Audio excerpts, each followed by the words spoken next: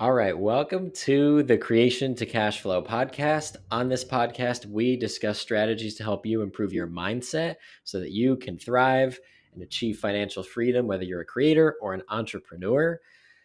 Michelle, how is it going? I'm so excited for this episode today. It's going good. I am so hungry. My stomach is a third party in this little podcast episode. But I'm gonna push past it and get through this, and then I'm gonna really enjoy eating something whenever we're done. That is the only thing on my mind. How are you doing? I am doing great. I just moved. I now live in a 2-bedroom apartment by the beach. I am loving it. So I'm in this beautiful, well lit white room. I'm standing for the first time ever while we're recording this because I didn't want to waste too much time trying to set it up. And we're here to deliver a ton of value. I would imagine people don't care whether I sit or stand. Also, in regards to your hunger, I did a 40-hour fast this weekend and it was challenging. It was really nice. And then when you finally eat again, it feels so good and you have that appreciation for food. So just think of how wonderful it will be when you finally eat. Yes, yes. If I was fasting, I wouldn't care, but I am not currently doing that, so I am like just starving. Yeah, it's not as fun when it's involuntary. Yes. Well, are you ready to dive in? Yeah.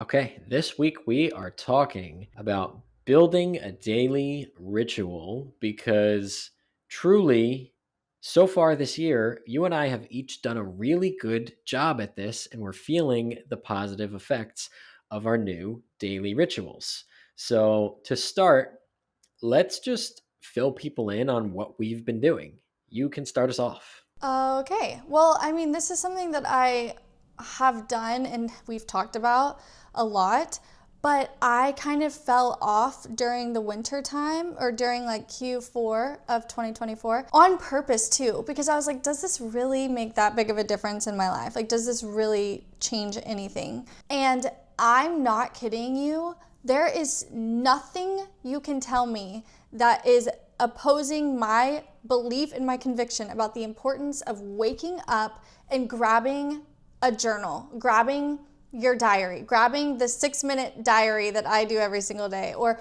whatever it is, just so you can immediately get thoughts onto a page and there is no sound, there is no social media, there are no screens, nothing else is going in your head. So for me, my ritual every single morning is I turn over and I just grab my journal. And I can't not do it. It is one of those things that I've now like really felt the impact of, and I just will not stop doing it. It's so crazy and it's just so important to me. So I'm glad I fell off, quote unquote, but now I'm like, oh my God, I don't know why that is, Nick. I don't know why it's so important. I don't know why it makes such a big difference, but that's my thing. I love that. That's such a good one. I value journaling so much because not only is it the perfect way to get things off your chest, but also to stay creative and truly just address how you're feeling. Like so many people don't actually have a space where they get to sit with themselves and address how they're feeling, whether it's good or bad, and what they're excited about and what their plans are.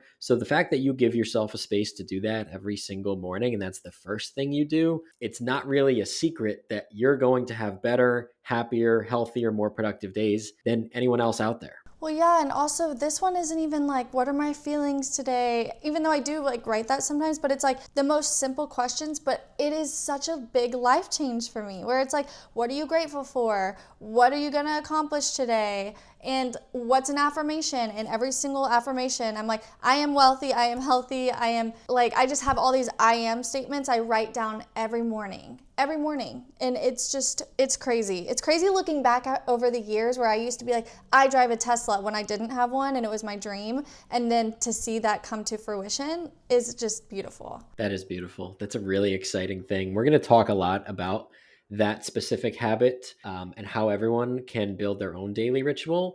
Maybe it's journaling or maybe it's something else. Journaling is a really good one though, but mine that I've been doing, I think there's only been 2 days so far this year that I haven't done it. I didn't really set out to be like, this is my thing. I'm going to do it every day this year. it's just happened organically. I have other things that I set as like my New Year's goal. They're usually Spanish flashcard related, which I've been doing good with. But my daily ritual and my thing I've been doing every day, sometimes in the morning, sometimes at night, but I've been doing it, is breath work. At least 20 minutes of a guided breathwork session on YouTube. My favorite is Breathe with Sandy. He makes amazing guided breathwork videos on YouTube. They're all free and kind of similar to yours. It's just been giving me the space to change how I feel throughout the day. Like it's where I just sit with myself and essentially decide how I want to feel, what I want to think about. I can tap into gratitude. I could tap into memories. All it really does for me is slows the world down, shuts everything out because I do it with my eyes closed. So, I mean, most people listening, other than when you shower, like when can we even think of 20 minutes that we're away from all screens and technology and noise and everything? And breathwork has become my space where it's my daily ritual and it's the thing that makes me feel amazing. And I'm very excited for us to unpack these two rituals a little bit deeper because truly in the same way you just mentioned, like there's nothing that can convince me that everyone shouldn't be doing this because it has changed my life in a very short time. I used to be very religious about my breath work ever since I went to Costa Rica in February of last year and I met Jose. And every morning we did 30 to 60 minutes of breath work. That's like all the best days I could think of in recent history. And I'm noticing a theme that when I do that, it just makes me have a way better day. So, Michelle, let's start to unpack these some more because there's a lot more that goes into it than just like, oh, it's this good thing you do. Like, it's important that everyone has a daily ritual and a thing that you can use to expand yourself and work on your mindset and that you do it every single day. Yeah, and it's something that's gonna, like you said, like expand. It's something that's supposed to help you. I know people who have a daily ritual where they doom scroll on TikTok before they go to bed. And like when TikTok was getting banned, which it's not at the moment, but we don't know what's gonna happen, but they were so sad. And they were like, that's what we do. That's just our thing. Like we talk at the end of the night about like what we found, which I do love that part. I love the communication with the partner. But it is one of those things where it's like, that's their ritual. But for me, that would not add value or help me expand. So if that's your ritual, great. But if you have a different ritual, I definitely recommend having one in the morning that is going to help you grow and set you up for the day. So people have rituals, but I think that sometimes we're not aware of the impact they're making on us. Yeah, it needs to be more of a spiritual practice. This is how Jose and a lot of the people that I look to describe it. Your spiritual practice is truly like a non negotiable thing that you do every day to heal your spirit, to expand who you are as a person, to decide how you want to feel and who you want to be today. So you're right, these things are best done in the morning. I'm a little disappointed that I sometimes have to do it at night because of just mismanaging my own time. Like this morning, I had to get a haircut at 10. Could I have easily gotten breath work in before that? Yes, but I got up and I just started cleaning and doing things. And then the time passed and I was like, oh my God, I'm not 5 minutes from my barber anymore. I'm 25 minutes away and now I don't have time. So I mismanaged it. But thankfully, as long as you have that part of your life, that spiritual practice, I'm just going to do it after this podcast. I'm going to lay on my floor and I can't wait. And I'm going to close my eyes. I'm going to put on a Breathe with Sandy video and I'm going to do these deep breaths and I'm going to expand who I am as a person. I'm going to decide who I want to be for the rest of the day and I'm going to be able to reflect and oh my God, it just feels so good. Um, Michelle, let's expand a little bit more on how you feel when you actually finish journaling and when you say it helps you expand. Like, what is the more expanded version of Michelle like? Someone who, it's when I'm not just starting to do my to-do list right away. Like the expanded version of me is someone who's more I'm conscious about what I'm thinking. I'm intentional with what I'm doing. If I don't write down what I need to do, I won't do it. I'll forget. So it's like if I don't write down how I'm feeling or what I'm looking forward to or my affirmations, I'll just forget. And so for me, it's like obviously the person that I want to be, which I've been writing down for years, is basically who I am now, which is so beautiful, but I want to continue growing. So it's somebody who's like, I'm being more like proactive and not reactive to the day and to my to-do list and to my tasks, but I'm also just more mindful, and I feel like my time expands. So crazy. When I spend time doing these things, it's like suddenly I have way more time than when I just like got up and started doing things that I know needed to be done or things that were on my to-do list.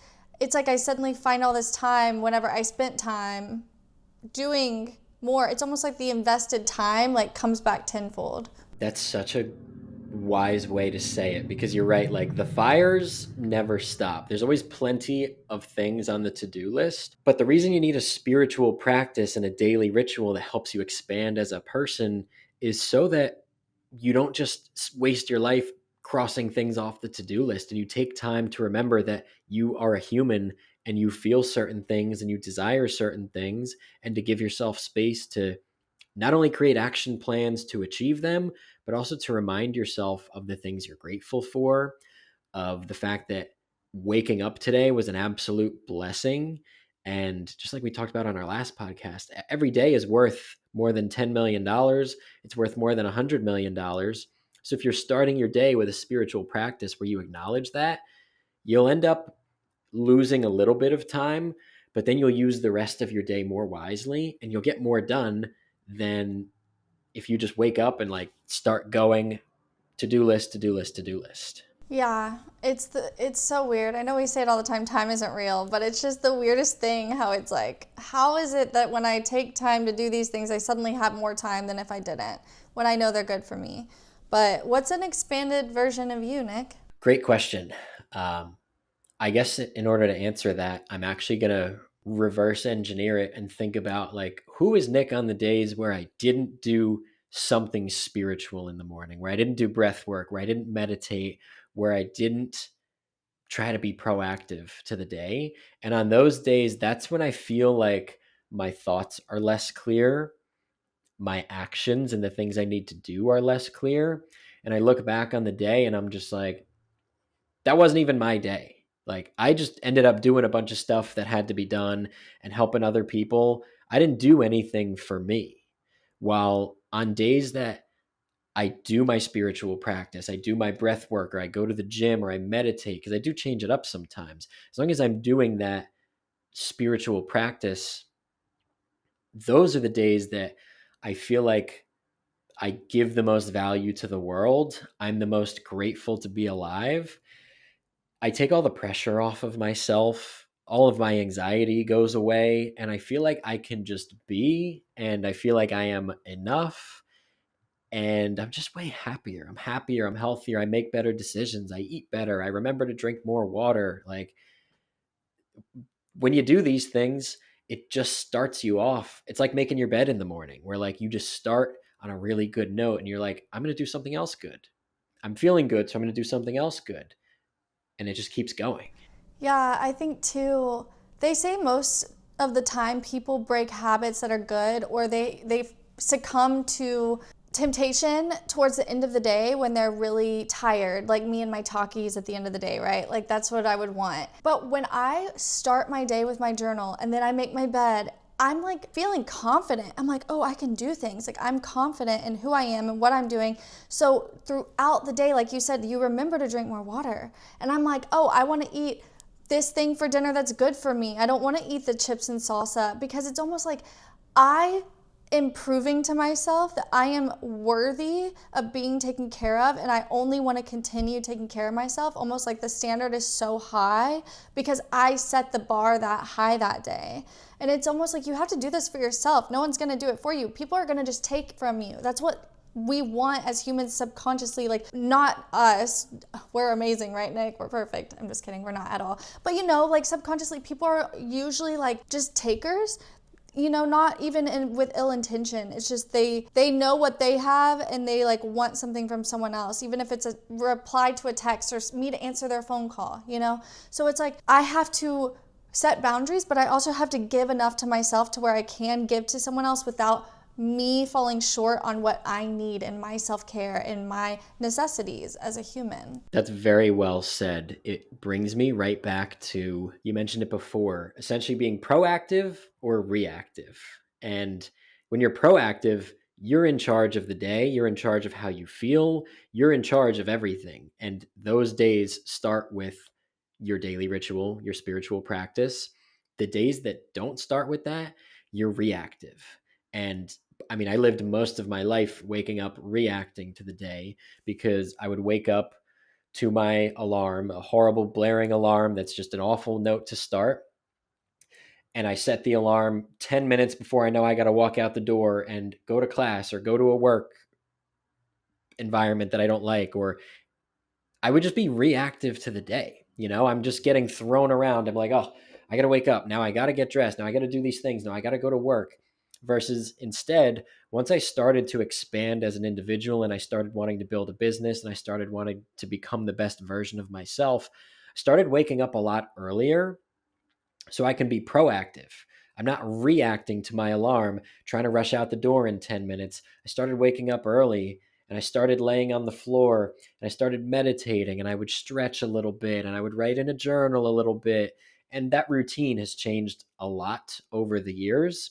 But as long as I do some of those things and I pour into myself first, that's when I would end up at the time getting to work a few minutes early, getting a jump start on some projects, getting to leave work early because I finished all the things I had to do. And it just always made for the best days where I got the most done. I helped the most people. I felt the best. And I look back and I'm like, this was a great day. Yeah, and I think one thing that I've done since middle school is I get ready for the day. You know this. You've stayed with us. Like you've stayed at my apartment. Like unless I'm going surfing, I'm going to get up, I'm going to get dressed, I'm going to do my skincare routine, I'm going to put on some mascara so my eyes open up a little bit more, I'm going to put my contacts in, and it's almost like I'm giving myself that space to be ready if I need to film something, or just, I don't know, I feel like that's kind of a ritual as well. And I've been doing that for so long. And it's not, I don't know. I think one day a week I try to stay in my glasses and kind of just relax and not do anything productive. But it's one of those things where it's like I'm setting myself up for one, feeling productive, but also just like being prepared for things. If I have a random video idea and I want to film it, and I want to feel ready, it's just one of those things where it's like I don't have to do that, but I think just personally it helps me get out of the lazy pajama mindset and then get into the productive. And at the end of the day, I always take my contacts out. I floss and brush my teeth. I do my skincare. I will not sleep without doing my skincare routine. And it's that thing that switches me back into, okay, now it's time to relax. Now I can sleep. I don't need melatonin. I don't need these things because I've set these rituals to set myself up for productivity and for relaxation. And y'all, when she says that she does it every day, it will be 3 a.m. and she will be like, well, I gotta go start my 1 hour decompression routine so I could get to bed by 4. Like Literally. you truly I know a lot of people that are like, oh yeah, I do this every day, I do this every night. And it's like, I know those people are like, what they're trying to say is they do it most nights, and that's fine. It's okay if you're trying to develop these habits and rituals and you don't do them every day. But Michelle is not lying when she says she does it every day.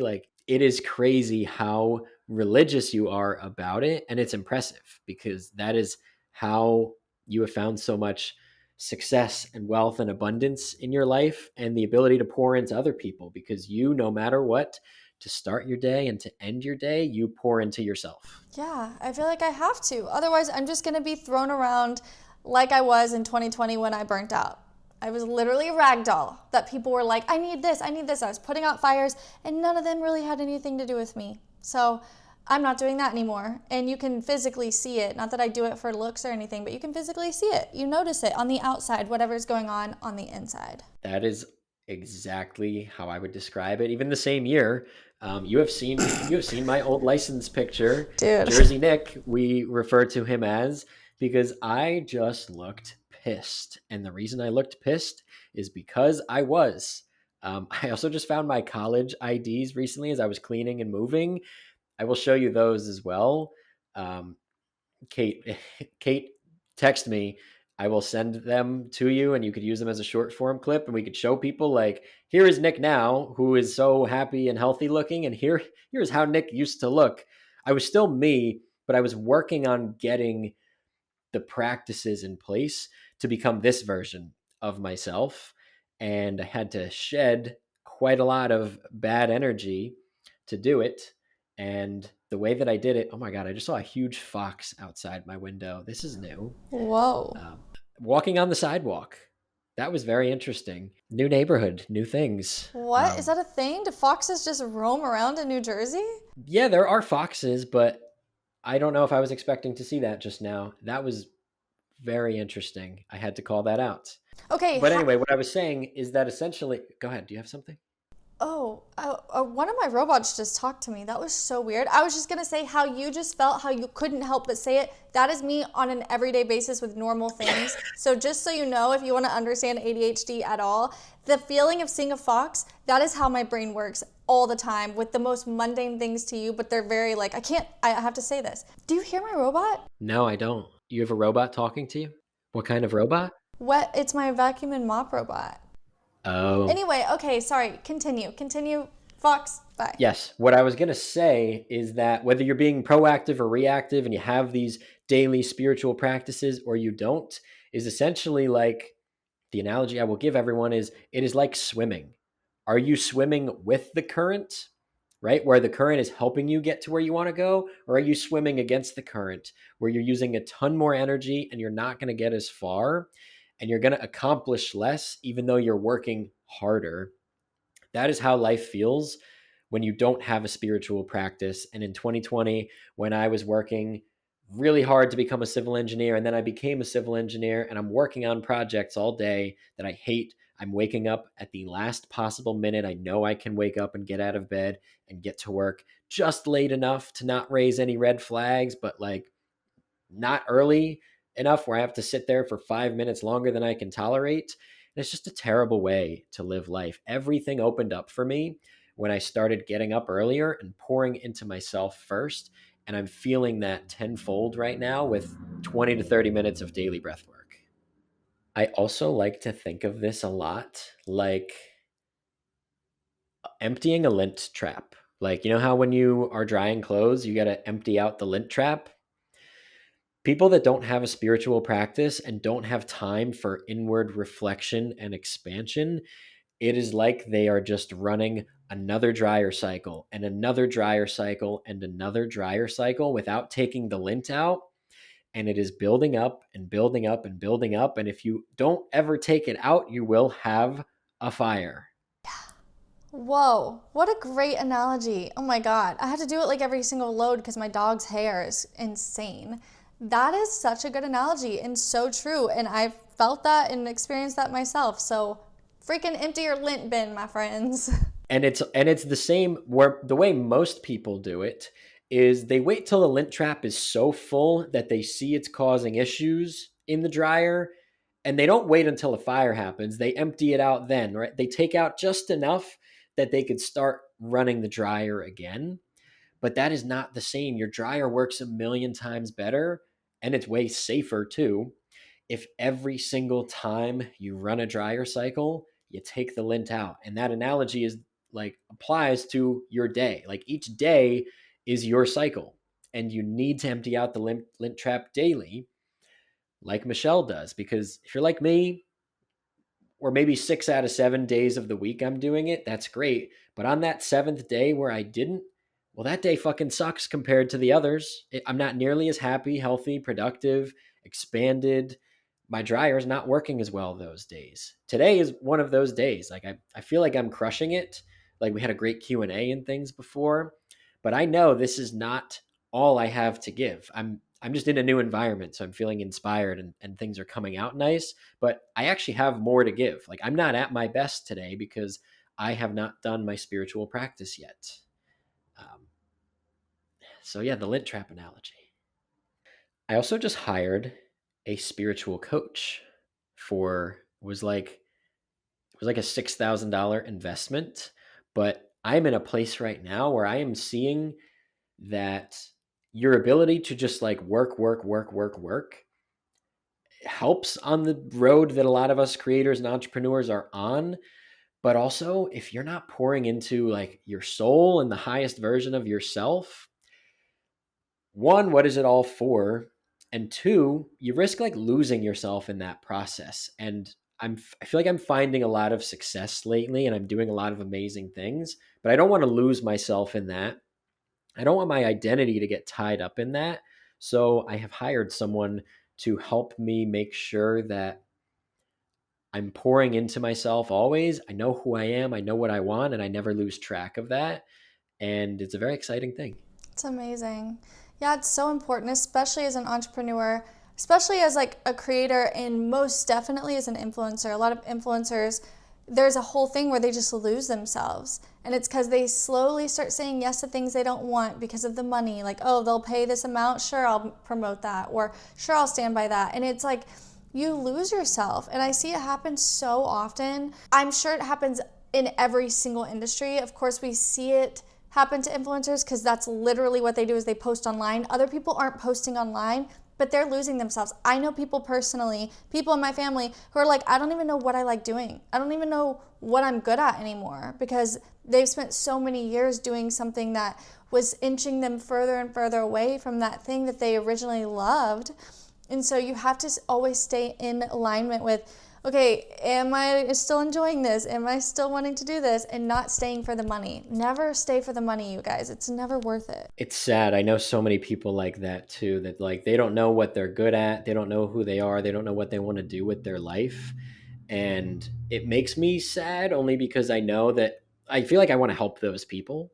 Like I feel like they're a conversation away from remembering like, hey, this is a line from Jesse Itzler book called Living with the Monks. He went and lived with monks for like 30 days or something. But the quote is, every day is a lesson, but only if you listen. And I know so many people that it's like they're wearing earmuffs and they don't want to listen to the lessons and they don't want to listen to the little callings inside of them and they don't do any inward reflection. So they're just on autopilot. They're just living life. They watch a lot of TV. They do a lot of stuff that they don't love. They work at a place they don't love. And it's like, I hope everyone listening to this podcast at least knows, and this is your reminder, you're in charge of your life.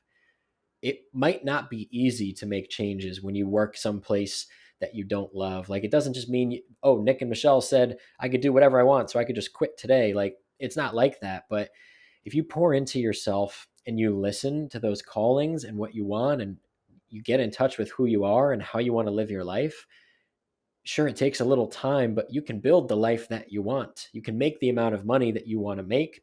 You can live in the place you want to live, and the time is going to pass anyway. So why would you not want to go on that kind of inner journey and really find yourself in the process?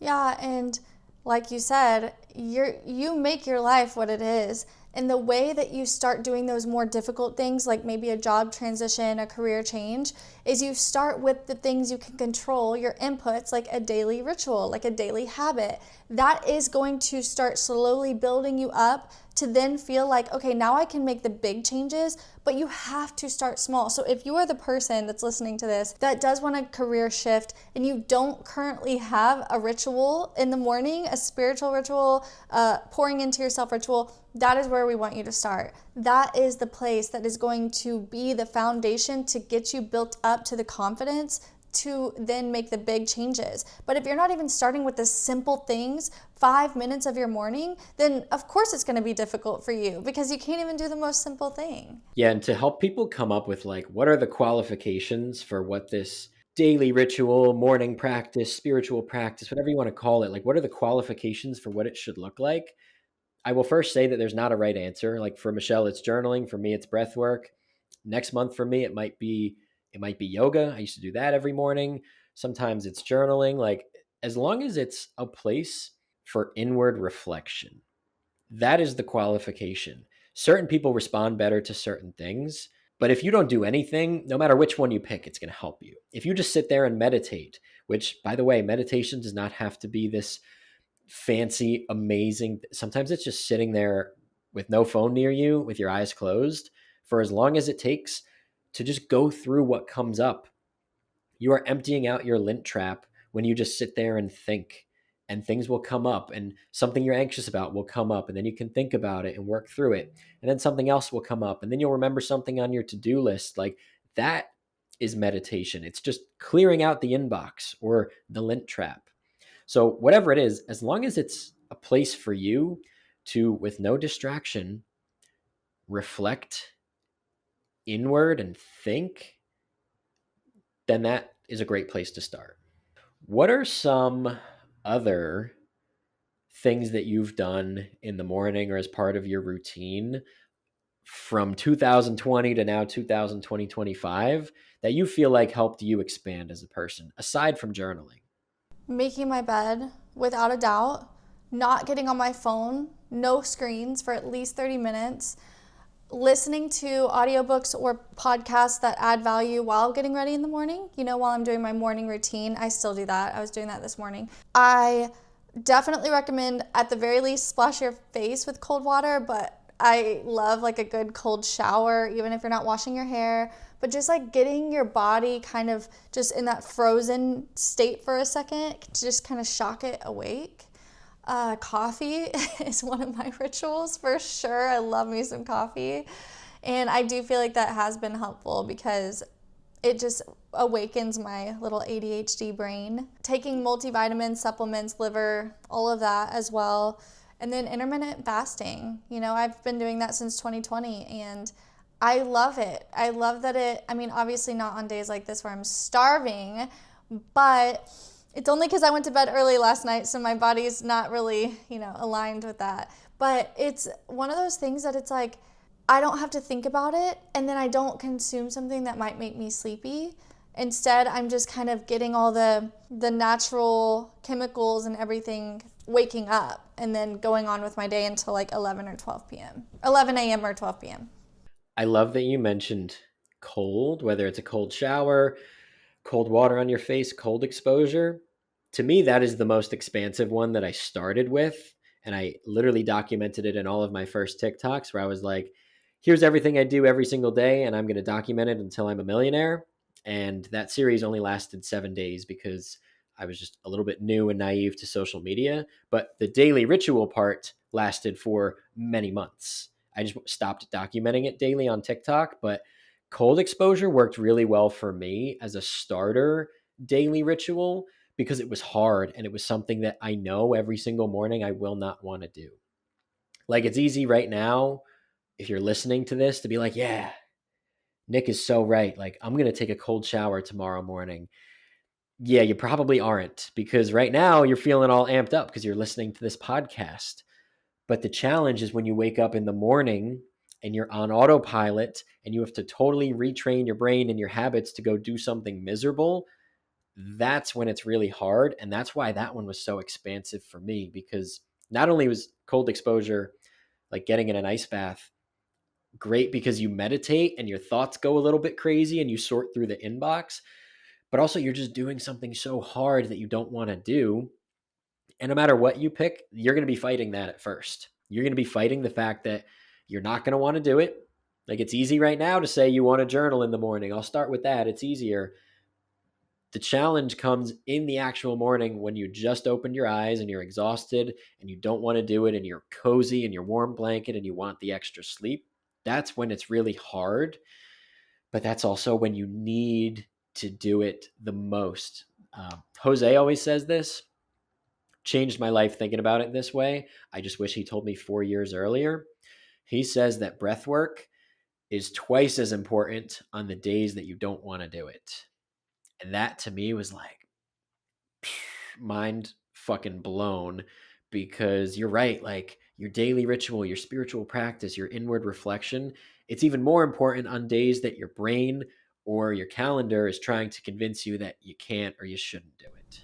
Yeah. Also, back to like autopilot, I heard this story recently about it's kind of gory, but this true crime thing where this guy, man and woman, husband and wife, got shot, and the guy got shot, but it shot the part of his brain where he was no longer conscious about what he was doing. He was literally on autopilot. So he got shot in his brain. He was a dentist.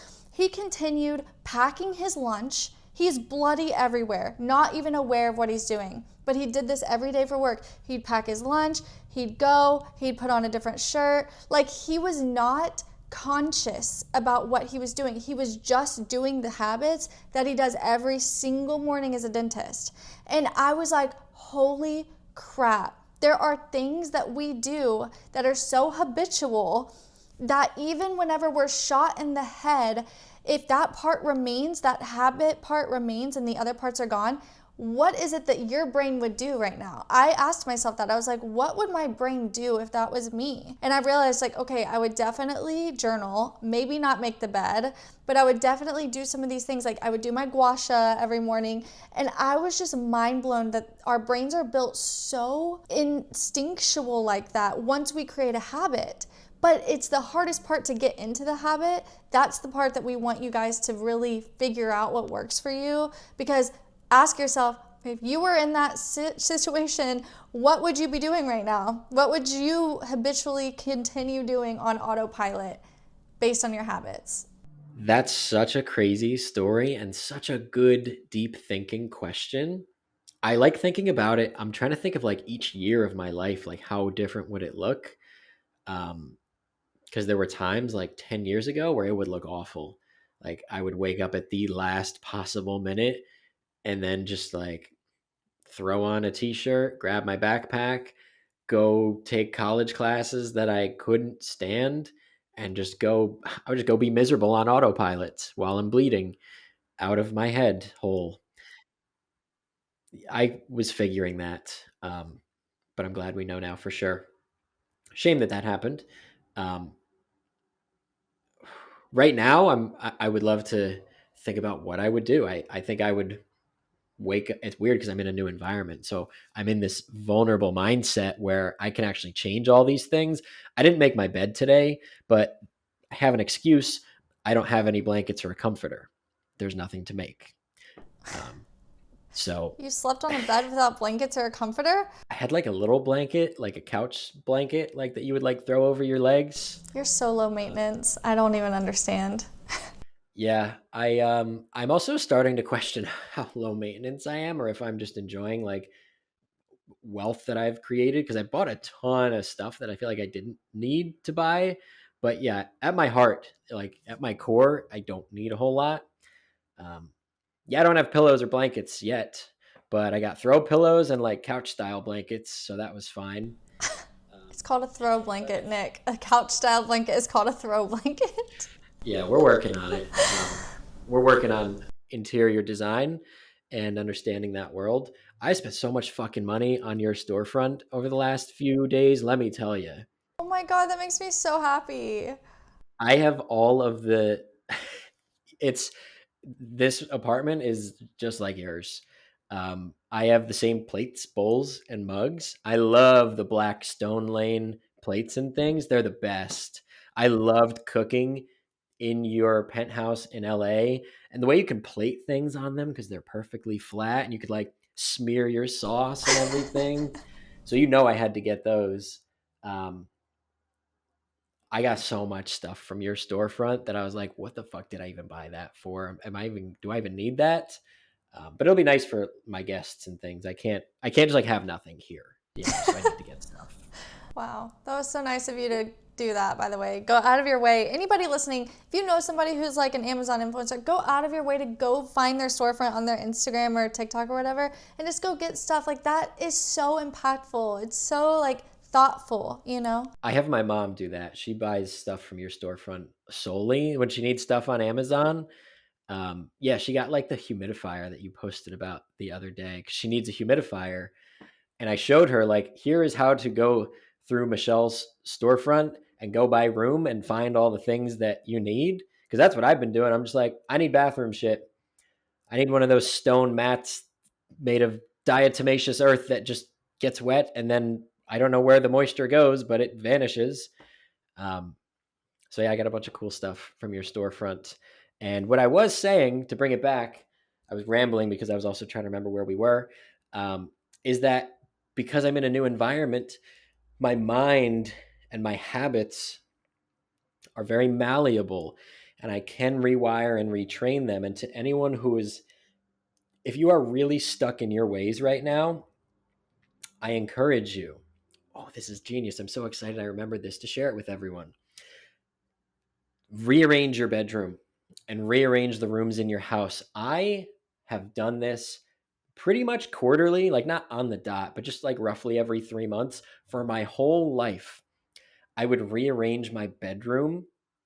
I'll take the bed that was usually in the corner. I'll put it a totally different way and stuff it against the middle of the wall. I'll put my dressers in new places because it just gives you a chance to totally reset your habits because you're in a new environment. And it is like my favorite hack in the world to create new habits. So every like quarter where I feel like I'm like, all right, I'm getting a little lazy with it. I need to refresh things. I'll just rearrange so that I can get my mind in a more vulnerable state to create some new habits and rituals. Yeah, I think I rearrange like weekly. I even am rearranging the office right now. I know you're coming into town very soon. And so like I'm like redoing everything. I'm going to move things all I just rearrange and reorganize all the time, but I'm also obsessed with change. I've been learning that a lot lately. And so I just think that even if you start to feel that mundaneness, you're like, oh, this is getting a little stale, or I feel like I'm on a cycle of repetitiveness, just rearrange stuff. Get a different throw blanket for your couch. It'll make a change. It's true. It really does. And it really works. So I'm really trying to lean into that right now because right now I'm in this state of I don't have rituals here yet. I don't know what I do in the morning, but it's a great chance to change them. And even if you aren't moving, you don't have to move to a whole new apartment or house to do this. Just move stuff around. Change something about your environment to break up your ritual. Start keeping your toothbrush in a different spot. Start brushing your teeth with a different hand. Like there are so many little things that you can do to start changing your habits. Start driving to work a different route. Here's a fantastic one. I would always do that when I would feel like my routine was getting stale because if you're not moving and you're trying to make changes, but you have to drive to like an office every morning, well, if you drive the same route to work, you're not changing enough. Like you got to really change up everything if you're trying to build a whole new system of habits. And sometimes that includes taking the long way to work. And I think it's very interesting to think about how our brains work, how you can be shot in the head and still do some of these things. You know what else is crazy? I'm being a little ADHD today. When I was driving before, I watched someone pass out, veer off into the other lane, nearly hit a ton of cars and crash, and I was like, "What? What is going on?" So I called 911 and hopefully they turned out alive, Today? but yeah, I'm having a weird day. What the heck? A fox and a wreck and a. Oh my gosh. A lot of weird things are happening. Yeah, this person was driving in front of me and he kind of just stopped in the middle of the road and everyone started going around him. I went around kind of slow and I saw he was just like this. And I thought he was like reaching down for like maybe he dropped it his GPS or something. I don't know. He looked a little bit older and like I couldn't tell what he was doing, but he looked like he was just like reaching down for something. So then I went around him and then in my rear view I see his car start to go again and I'm like, oh, cool. Maybe just whatever. But then he started going in the wrong lane and crashed and That's so I was like, what sad. did I just witness? Anyway, I'm not sure how that tied into going a different way to work, but I'm having a weird day. Wow. Wow. Well, we've been going for 45 minutes. I think we could wrap it up there. I hope you all got a ton of value from this episode and realize now that your daily rituals and habits are like your reset button and they determine your baseline of how you feel. And if you feel good, you have good days, you get more done, life ends up better.